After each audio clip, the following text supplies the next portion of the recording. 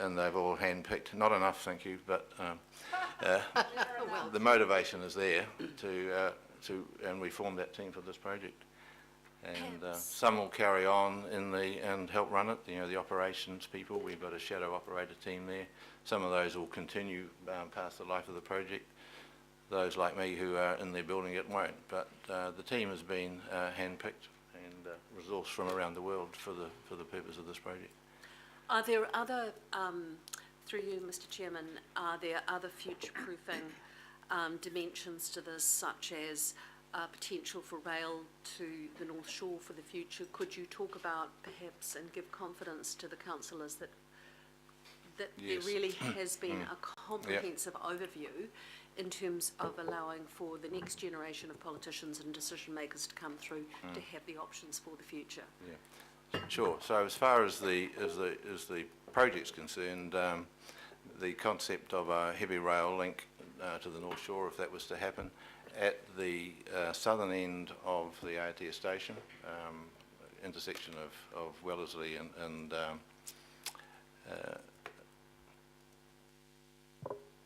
outside, Victoria, no, ATS Street, sorry, Wellesley Street and Albert Street, that intersection there, which is the Glengarry site, which will be the main entrance to the building. We've got an alignment preserved below the City Rail Link alignment, which carries on down Wellesley Street and out through and descend across the North Shore. So we've future-proofed that alignment as an interchange point. And that alignment, if it happened, would carry on to the east under Albert Park and join to the network.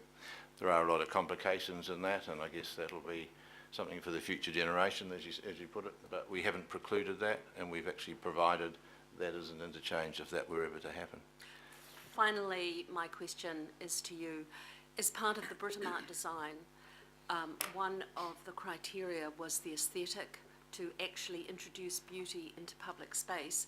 What commitment and guarantee can you give us that we are carrying that tradition of ensuring that these spaces are as publicly attractive and safe as can be made available for Aucklanders again for the future? Certainly. Part of the team, or a number of the team, are looking at the whole urban realm, the development. Certainly out in Lower Queen Street, the planning there is that would be a pedestrianised space. We're still wrestling through the detail of whether there needs to be a bus slip lane in the Tyler Galway exits to the main east-west corridors there. But where we're working with both precinct properties, who are obviously doing the development in the shopping centre there, and with the Britomart Trust there. So we're working through master planning a public square there at the moment. So that is certainly be a lovely space. Thank you. And Mr. Chairman, I'm happy to move or second these recommendations. Thanks. Right, now I've got a little bit of a batting lineup. So I've got Councillor Linda, then Councillor Mike, then Councillor George, then Councillor Chris, then Councillor Bill. Right, okay. Right, we'll make sure we get everybody in there. Thank you, Mr. Chairman. I'm very pleased that the government's brought forward its commitment to doing this work a year early. That's what we need in Auckland, and I mean in particular out west it's going to shave at least 15 minutes off a journey from Henderson, which actually makes it more attractive for people. As long as we provide free Wi-Fi on there, they'll be able to work as well. So one of the things I note, you know, as we know, the Northwest is going to take 22% of the population growth in the next 15 years or so. And to me, after taking, you know, an average speed of 5.5 kilometres an hour 40 minutes to get here yesterday, and I live 20 kilometres away, and 38 minutes of that was actually trying to get on the motorway. And I think that's where I don't really see in this a real commitment to large transport investment in terms of a Northwestern Busway in here. We've got it in our 10-year plan. We brought it back from, yes, we did bring it back from the second decade, but I don't think we actually allowed for the type of growth that we were seeing. It wasn't actually being looked at. And I think when you look at that being part of the Western Ring Route, it is actually accessed by people from the North Shore as well, and what we're finding is huge amounts of congestion, no alternative transport modes at all. There's no train for the Northwest, there's no rapid transport network with the bus, and people are getting more and more frustrated. So I hope that the board, and I hope that our elected representatives on that board are really going to take this back. It's hugely important, and we look at the fact that 80% of the growth in New Zealand is going to be in Auckland. The government and this council needs to put serious money into the growth areas for our roading and transport infrastructure. Perhaps if I can just quickly reflect back. So, Councillor Linda, we are moving into the sort of the final stage of modelling the various scenarios in terms of what we'd invest in and when. I think it's fair to say, and you must have picked it up, the government certainly have a sense that the Northwestern busway is at the top of the list and not at the middle or the bottom.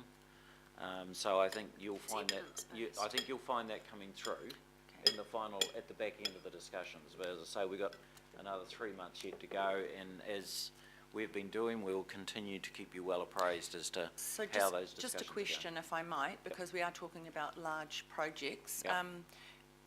At the moment, the next phase of the widening of the Northwestern Motorway is beginning, which is from Henderson to Royal Road. It would seem very smart to work with NZTA and start to do that preliminary work for a busway now, rather than doing this and then going back again. Is that on the cards at all? Just doing an essential widening and a bit of a bus lane, a bit of a painted road? Through Pete Clark's team, and apologies for his absence today, he's got a team looking right across the board at the transport needs for Auckland as a consequence of this growth that you're talking about. So he's actually got a team looking in some detail to that. I'm aware that that's happening. I'm not across the details of that, other than he's got a very good team looking at accommodating this growth that we're looking for over the next years. Thank you, Mr. Chairman, because it would be prudent to, earmark land before houses are built on it. Yeah. Thank you. Very good. Councillor Mike. Thank you very much, Mr. Mayor, and thank you, Chris. And I'd like to endorse the comments of Councillor Fletcher and acknowledge the critical role of Auckland Transport in bringing this project thus far. But I want to go further than that. I want to note that this project did not begin with the advent of the Super City. It was certainly, the groundwork certainly was from the legacy councils, from the Auckland Regional Council, from the Auckland Regional Transport Authority, and from Kiwi Rail, who did the business case and handed it over in a virtually finished form to Auckland Transport in November 2010. And I recall, Mr. Mayor, a meeting I had with you in March 2010 when we served in somewhat different roles. But I want to say this. Willie Jackson has put it about that I am an outspoken Len Brown supporter, which may surprise some members in here, but I want to say this. History will acknowledge the role of you, Mr. Brown, as the person who took this project forward, who, against the tide of the government and the Ministry of Transport, brought it thus far. And so, credit where credit is due. That'll be your acknowledgement in history. However, we had a briefing from Auckland Transport a couple of days ago, and it was about light rail, and the wonderful officers who did a lot of planning work for the City Rail Link are now focused on light rail. They referred to the City Rail Link in the past tense. It's not. It's still ahead of us. There will still be major challenges, and we have to ensure that we complete this within budget and on time. and that won't be easy. There is a consensus, a political consensus that was hard won around this table, but one of the main arguments was that there will not be a cost blowout. And so it will be the role of the council in the future, as the shareholder of Auckland Transport, to ensure there is not a cost blowout. That remains a possibility. However, we have come so far. This project will be huge, as big as anything that Melbourne or Sydney has seen, or in its own way proportionately London. A huge project for Auckland. It will bring enormous benefits, not just for the CBD, and I hate to use that word, but its impact on the CBD, Central City, will be transformational. No argument about that, but it will also benefit the rest of the region, which is linked by the rail network. That part of the west that is served by the rail network in particular, and I don't contradict what Councillor Cooper says about that other part of the west, which is not. However, it will be transformational for the whole of the Auckland region, and I think this is really an historic project that will be remembered in decades to come. So happy to support the recommendations. Right, moved Councillor Fletcher and seconded Councillor Lee. Right, Councillor Chris D. Thanks, Mr. Mayor. Chris, you're right about the world discovering Albert Street, and we've seen some fly-throughs, quite lovely fly-throughs of the future Albert Street.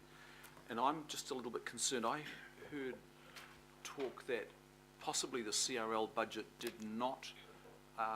does no longer extend to upgrading Albert Street to what was shown to us. Considering that we're ripping it apart and there's probably over $1 billion of private investment on Albert Street signalled.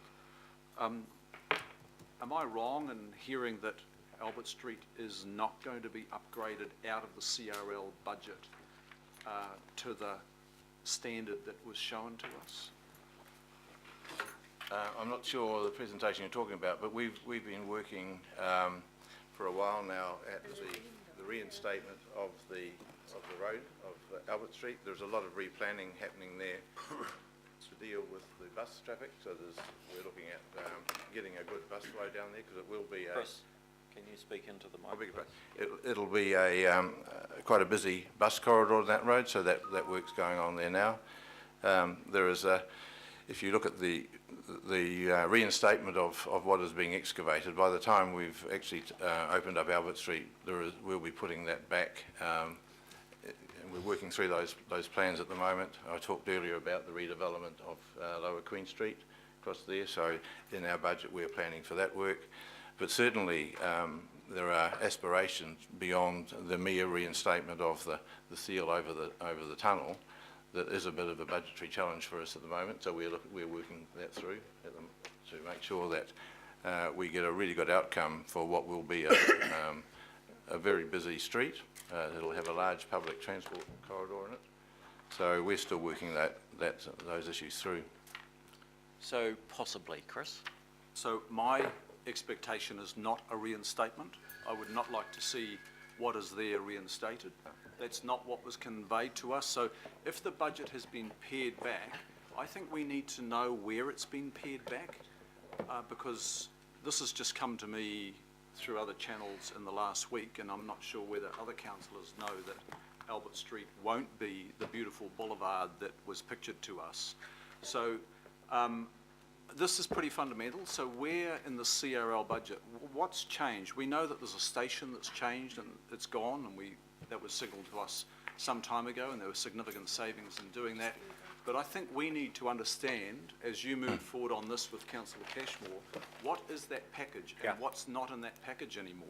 Councillor Chris, I think the better idea, Chris can only give so much here, obviously, but the better idea would be for us to get a further update and specifically start to focus on post-tunnel work and reformation or regeneration of that area and how that might look on the basis that work will be done to a high standard, costings, where they fall, and in what cost centre they sit. All right, so I think there's a bit more work As yet part to be of the done. CRL Yeah. project, not something that happens in 8 years, Yeah. 10 years. Oh, no, no, Well, you won't be able to do that. I mean, basically, once you've cut and covered, you've got to return it to its appropriate state. Now we need to decide what that looks like and how those costs are looking at this point.